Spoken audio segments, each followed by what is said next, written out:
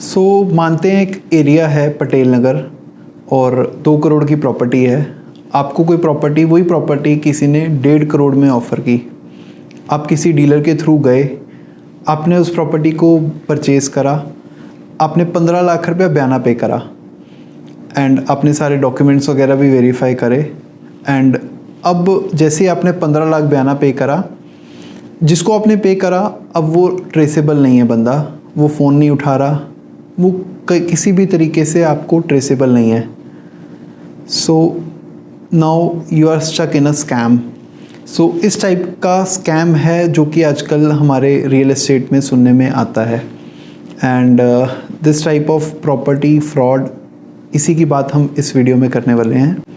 So property fraud, तो इस type के प्रॉपर्टी फ्रॉड्स रियल एस्टेट में काफ़ी देखे जाते हैं and most generally title fraud इसमें देखा जाता है। सो इस वीडियो में हम बात करेंगे कि इस प्रॉपर्टी फ्रॉड से कैसे बचें और क्या क्या चीज़ों को हम लोग वेरीफाई करें। सो बेसिकली ये जो फ्रॉड है ये ready to move in properties के अंदर देखा जाता है and this is fraudulent change of title या fraudulent change of ownership. Generally ये कुछ लिमिटेड टाइप ऑफ प्रॉपर्टी में देखा जाता है, जैसे कोई प्रॉपर्टी वेकेंट पड़ी है बहुत टाइम से, या फिर कोई प्रॉपर्टी का ओनर अब्रॉड रहता है, या फिर किसी प्रॉपर्टी का टाइटल अनक्लियर है ड्यू टू कोई लोन के कारण या फिर कोई फैमिली डिस्प्यूट के कारण। तो इन टाइप ऑफ प्रॉपर्टी के अंदर ये फ्रॉड देखा जाता है। तो अगर आप इन प्रॉपर्टी के ओनर हैं या फिर आप इन प्रॉपर्टी को बाय करना चाह रहे हैं तो ये वीडियो आपके लिए हेल्पफुल हो सकता है। सो टाइटल फ्रॉड एंड इसका सॉल्यूशन की हम बात करेंगे। इसका जो मेन सॉल्यूशन है टाइटल फ्रॉड से बचने का, वो है हमें अपनी प्रॉपर्टी खरीदते हुए हमेशा बैकग्राउंड चेक करना है। सो ये जो मेरा बैकग्राउंड है ये कैसे चेक होगा? By going through the past deeds. हमारी प्रॉपर्टी की कोई पास्ट डीड्स हैं जो हम परचेज़ करने जा रहे हैं, उसकी पास्ट डीड्स को हमें चेक करना होता है, टैक्स रिकॉर्ड्स को हमें चेक करना होता है और कुछ अदर ट्रांजैक्शंस अगर उस प्रॉपर्टी के रिलेटेड हुए हो तो इनको भी हमें चेक करना होता है। So process of title search. पहला, चेक टैक्स रिकॉर्ड्स। अगर आप कोई प्रॉपर्टी खरीद रहे हो तो उसके टैक्स रिकॉर्ड्स को वेरीफाई ज़रूर करें। लाइक अगर वो दिल्ली में है, क्योंकि हम लोग दिल्ली में लोकेटेड हैं तो मैं उसमें एग्जांपल्स दिल्ली के कोट करूँगा। सो NDMC है, SGMC है, तो उसके ऑनलाइन रिकॉर्ड्स आजकल आ जाते हैं एक यूनिक प्रॉपर्टी ID डाल के, और generally most of the states में वो आ जाते हैं। जहाँ नहीं आते we can go physically to the place and check the tax records कि MCD को उस प्रॉपर्टी के टैक्सेस पेड हैं टाइमली या नहीं और किस नाम पे हैं। ये चीज़ we have to check out. Secondly, check property deed online. एक प्रॉपर्टी की जो हमारी डीड है आजकल, जैसे दिल्ली के अंदर डॉरिस है, DORIS, तो डॉरिस की साइट है जहाँ पे हम लोग अपनी प्रॉपर्टी की जो एक रजिस्ट्री है वो ऑनलाइन एक्सट्रैक्ट कर सकते हैं। हम वहाँ किसी का भी नाम डालेंगे तो हमें उसकी प्रॉपर्टी पता लग सकती है, या किसी भी प्रॉपर्टी डालेंगे तो उसका हमें नाम पता लग सकता है कि उसका एक्चुअल ओनर कौन है आज की डेट में।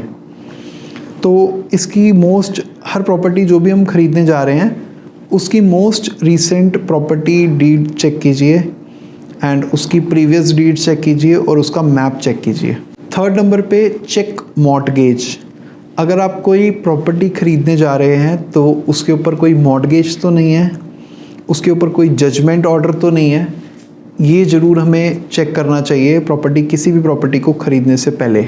ऑल्सो वी शुड चेक कि उसके ऊपर कोई outstanding electricity bills, outstanding taxes, कोई ऐसी चीज़ तो नहीं है जो आउटस्टैंडिंग है और हमें आगे ट्रबल करे। This can be checked from registrar of deeds also, तो ये हम वहाँ से भी चेक कर सकते हैं। Fourth, check with the physical neighbour. जो भी आप प्रॉपर्टी खरीद रहे हैं, आई रिकमेंड कि you go and check with the neighbour कि ये प्रॉपर्टी ठीक है, इसके ऊपर कोई डिस्प्यूट तो नहीं है। आगे जाकर आप कुछ भी उसको लेन देन कर सकते हैं, कोई ऐसी दिक्कत नहीं होती। तो you should check with the neighbour. Fifth, go with a RERA registered partner या डीलर। आज की डेट में the real estate is governed by real estate regulatory act, जो कि जिसको हम रेरा कहते हैं, और स्टेट्स का एक रेरा होता है, जैसे महाराष्ट्र का MH रेरा है, हरियाणा का एच रेरा, दिल्ली का डी रेरा है। तो अगर आप कोई भी प्रॉपर्टी ख़रीदने जा रहे हैं, क्योंकि कहीं ना कहीं प्रॉपर्टी फ्रॉड्स के अंदर डीलर भी इन्वॉल्व होते हैं, तो आपको कोई भी आपकी आगे सुनवाई नहीं है अगर वो डीलर रेरा रजिस्टर्ड नहीं है।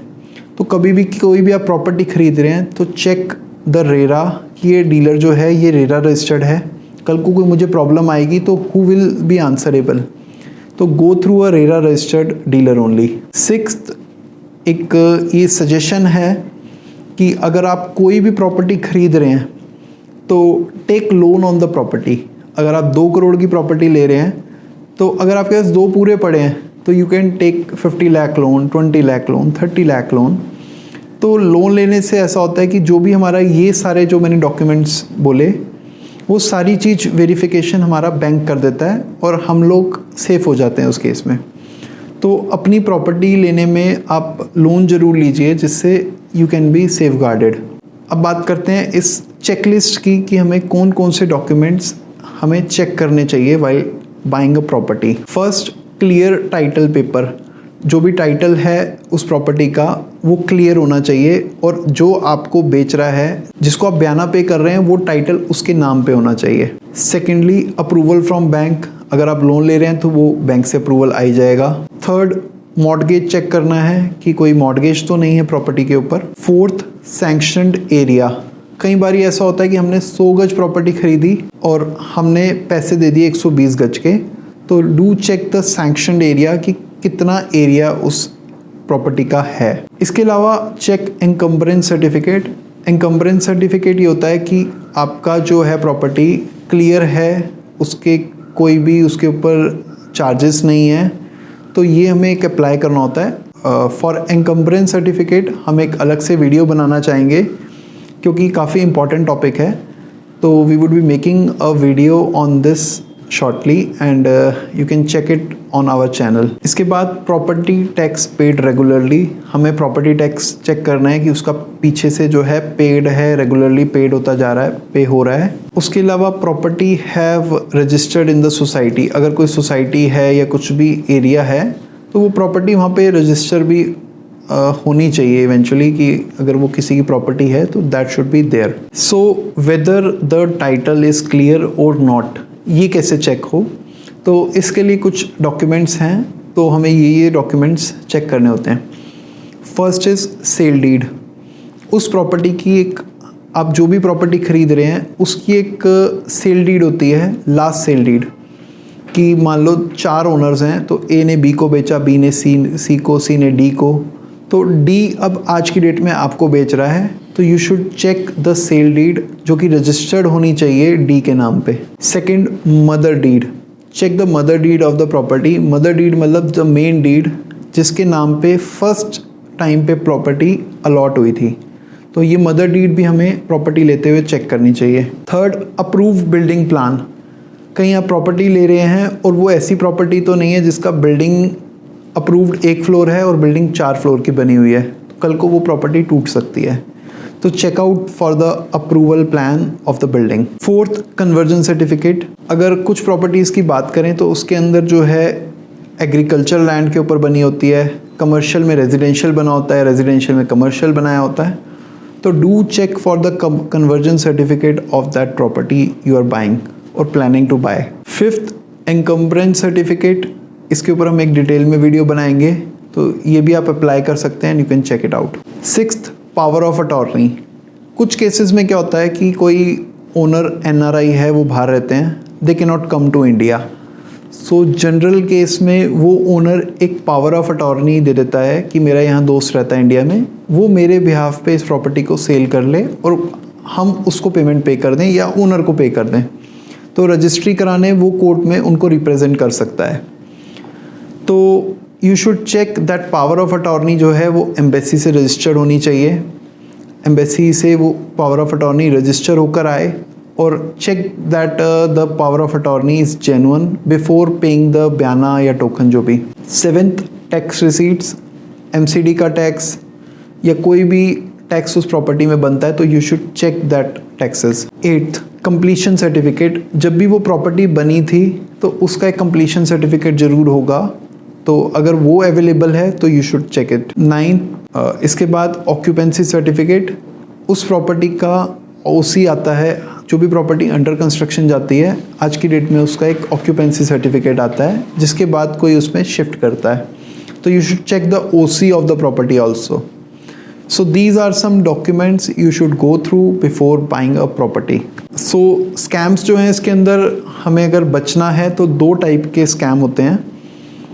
वन इज़ फेक डॉक्यूमेंट, कोई भी बंदा इन डॉक्यूमेंट्स को फेक बना के आपको दिखाता है कि मैं ओनर हूँ और सस्ते में चीज़ ऑफ़र करता है और उसके बाद गायब हो जाता है।